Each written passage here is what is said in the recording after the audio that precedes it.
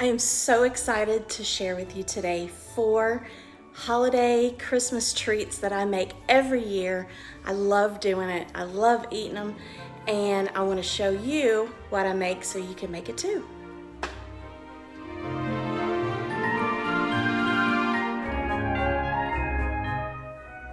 Thank you so much for coming back by my channel. If you're new, I'm Melissa. I really appreciate you coming by and seeing what I've got on my channel. And I hope that you enjoyed today's video. I want to show you 4 treats that I make I guess you call them treats that I make every Christmas. And they are peanut butter fudge, a Chex Party mix, chocolate no-bake oatmeal cookies, and peanut butter balls, aka Buckeyes. What do you call them? Do you call them peanut butter balls or do you call them Buckeyes? Anyway, that is what I want to share with you today, and my favorite is the peanut butter balls. And my mom used to make this for us every Christmas before she passed away in 2010.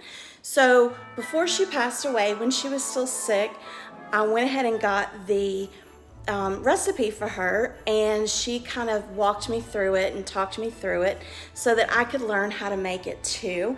And now I'm carrying on what she used to do, and that is, like I said, that is my favorite treat. If you've ever had them, let me know in the comments below, and let's go ahead and get started with the treats.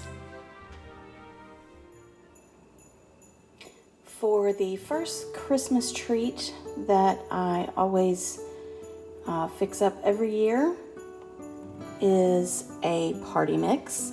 And this is a party mix that my mom made every year. These are the ingredients that I use. Of course, you can put whatever you want in it, but this is just what I use. So I have a Honey Nut Chex, which I typically get the rice Chex, but figured I'd try this one. The corn Chex, wheat Chex, a box of Cheez-Its, some olive oil. I put some pretzels in there and some pecans. Typically I use peanuts, but I had these pecans, so I figured I would go ahead and use them. And seasonal salt and garlic salt. And that is what you will use for this party mix. I did forget to mention that you also need Worcestershire sauce as one of the ingredients. So you will need 1 cup of olive oil, and you add 2 tablespoons of the Worcestershire sauce to that, and you stir it up and you kind of get it good and mixed. Then you just set that to the side, and then you go ahead and add all of the ingredients. And really with this party mix, you can use whatever you want. You can use dried cranberries, which I actually a couple days ago I went back and added because I added the rest of the cereal to the container because I didn't cook it all at first. But anyway, I went ahead and added the dried cranberries, and it really does, it adds, you know, a good flavor. But anyway, you just put all of those ingredients in the pan, you pour the olive oil on top of it, and then you sprinkle the garlic salt and the seasoned salt. And there's really no measurement to how much you use. You just kind of keep, every time you take it out of the oven, you add a little more and you stir it up. And for about 2 hours, every 15 or 20 minutes, I would go back to the oven, take it out, add a little more garlic salt, add a little more of the seasoned salt, stir it up, put it back in. And once I got it to a point where I was like, okay, this is salty enough, I didn't add any more. So yeah, once it's done, you just take it out, and you can either leave it in this container or you can put it in a nice little Christmas container. All right, this is seriously the easiest peanut butter fudge recipe. You literally need 4 ingredients. You need sugar, vanilla, milk, and peanut butter. And that is it. The first thing you have to do is use 1/2 cup of milk, and, let me reach with this hand, 2 cups of granulated sugar, that is all you start off with. And you are just going to stir it until it starts boiling. And then when it starts boiling, I'm gonna set the timer, and you are gonna let it boil for 2.5 minutes, and you're gonna stir occasionally.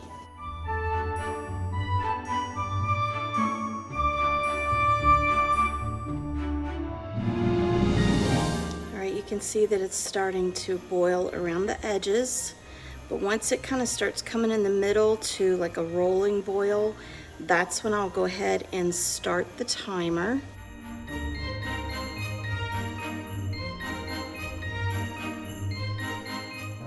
All right, I'm gonna go ahead and set the timer for 2.5 minutes.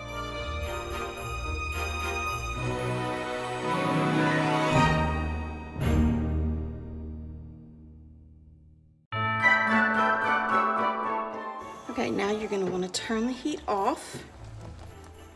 You add a teaspoon of vanilla, a little extra for good measure. Ooh, it's hot. And then you want to add 1 cup of peanut butter.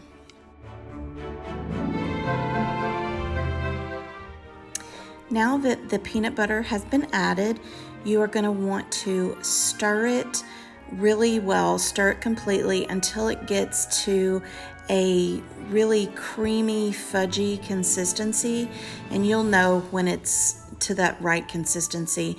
But you're going to add it to this is an 8x8 glass dish, and I've just lined it with wax paper. You add it into the container, into the dish, and spread it out evenly to, each edge. And once you have spread it out evenly, then you are going to put it into the refrigerator, and you're going to keep it into the refrigerator probably about an hour at least. You want to make sure it gets nice and cool, and then it will be time to chop it all up and put it in your cute little Christmas container.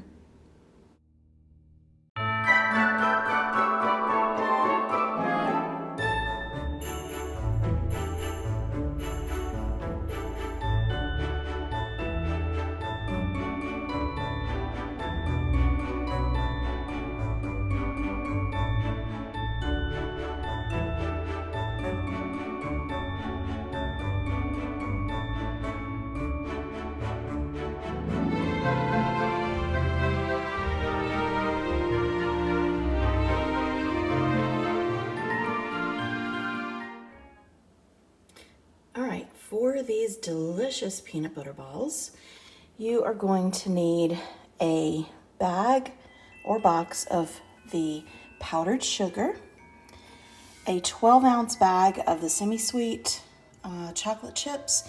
This is actually a 24-ounce bag, so I'll have to split it in half. You will need a teaspoon of vanilla, 2 cups of creamy peanut butter, half a bar of the Gulf wax, and a stick of butter at room temperature. And that is what you need. You are going to need 2 cups of the creamy peanut butter, and you're going to put it in a large bowl, or if you have a KitchenAid stand mixer, you can use that. You're going to need a stick of butter, and it really does need to be at room temperature as much as possible, and a teaspoon of the vanilla. And then you're going to use the paddle that I have shown here, the attachment, and you're going to start mixing those 3 ingredients together. And once they're blended until it's smooth, you're going to start adding the 16-ounce package of powdered sugar. You only want to add a little bit at a time, and you want to start off slowly because the powder's going to just fly everywhere, poof everywhere.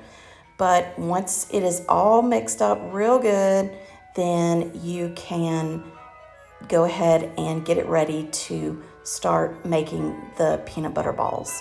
And for this, you just take a chunk of the dough and make the balls about, I don't know, the size of a cherry tomato, and you just roll them all out until you run out of the dough, and that is what I'm doing here.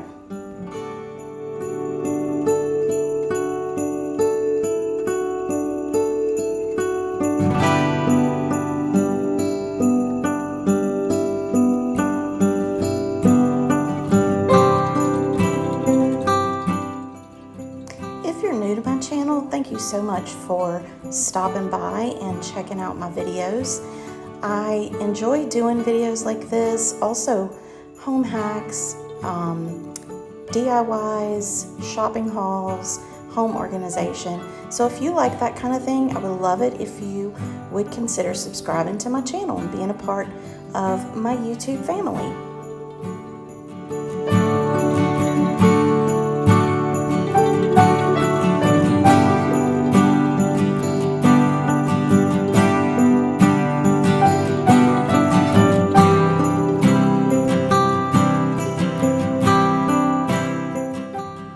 As you can see, this is a tedious process, and it is super easy, but it is just tedious and time consuming.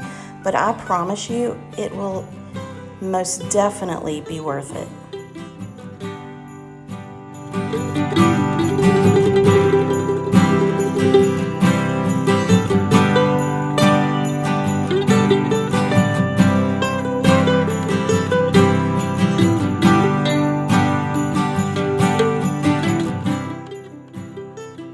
Now that all of the dough is shaped, I am putting a toothpick into each one, and this will be used for when I have to dip it into chocolate. But I'm putting the toothpicks in there, and then I'm going to put them in the refrigerator. And you want to keep them in the refrigerator, I would say at least an hour. This is the paraffin wax that I use, but you only need half of that bar. So I cut the bar in half, and now I have the half of a bar in a double boiler.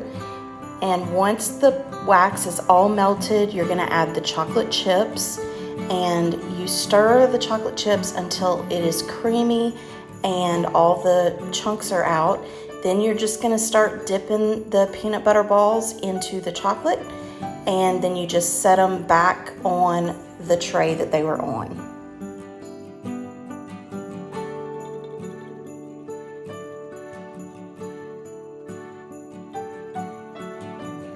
This tray, I'm going to go get the other tray, and I'll be right back. You want to put this back in the refrigerator.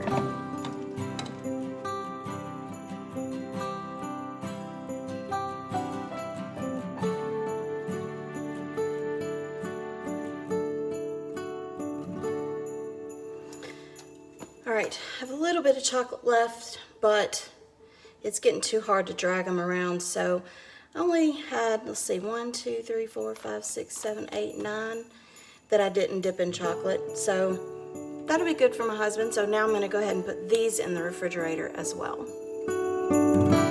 All right, they've been in the refrigerator for a couple of hours. So now I'm just going to take the toothpicks out and put them in the cute little Christmas container. Okay, this delicious and quick Christmas treat is the no-bake chocolate oatmeal cookies. And for this, you need cocoa, you need the unsweetened cocoa, you need oatmeal, vanilla, sugar, a stick of butter, some peanut butter, and milk. And that is all you need for this, and it is so super quick. This is another one of those super easy sweet tooth treats. If you have a sweet tooth, this is the one for you because it's so simple and does not take long at all. So you just start melting some butter in a pot, then you add the milk, you add the cocoa, and you start stirring that, and the butter's melting, and you add the sugar. I'll have all the recipes for all of these down in the description box, but you're just going to stir this, keep stirring it until everything is mixed really well and the butter is all melted. And then you're going to start seeing the edges around the pot starting to kind of bubble, and that's when you know it's getting close to setting the timer. But you don't want to set the timer until you kind of start seeing how it is right here and it's bubbling in the middle, and that's kind of like a rolling boil. Once you see this, that is when you're gonna set the timer for 1 minute. You're only gonna let it boil like this for 1 minute.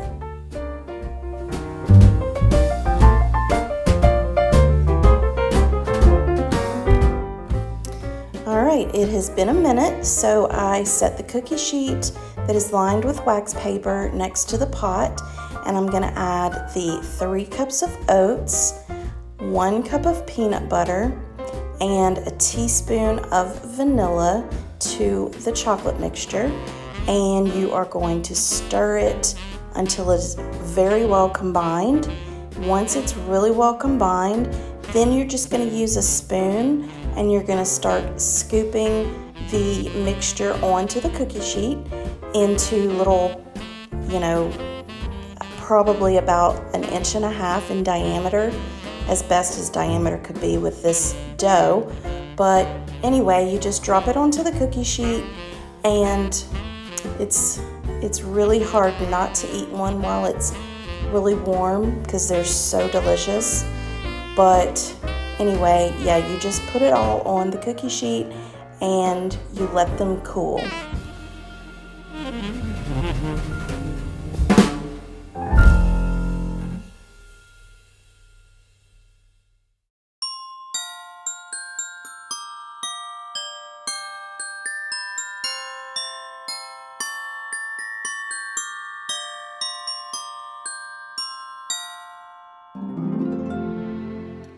All right, I have finished dropping all of the cookies onto the wax paper. I ended up having to get a second sheet. But anyway, I'm gonna let these cool for a little while, and then once they cool, I'm going to put them in a little Christmas container. And this is what they look like. And yes, I have had a little bit of it as it is warm, and it's so good. But anyway, this is the no-bake chocolate oatmeal cookies. I'm so glad that you took the time to stop by and just visit with me and check out what I have in this video. I hope you enjoyed it. Let me know in the comments below what treats that I made in this video do you like, and tell me what your favorite treat is that you make every single holiday. And if you are new to my channel, like I said, welcome. I really would love it if you would subscribe to my channel and become part of my YouTube family. Don't forget to click the bell button because it lets you know every time I upload a new video. And don't forget to give the video a thumbs up because it really does help me with YouTube. And with that being said, I hope everyone has a Merry Christmas, and I'll see you in the next video. Bye!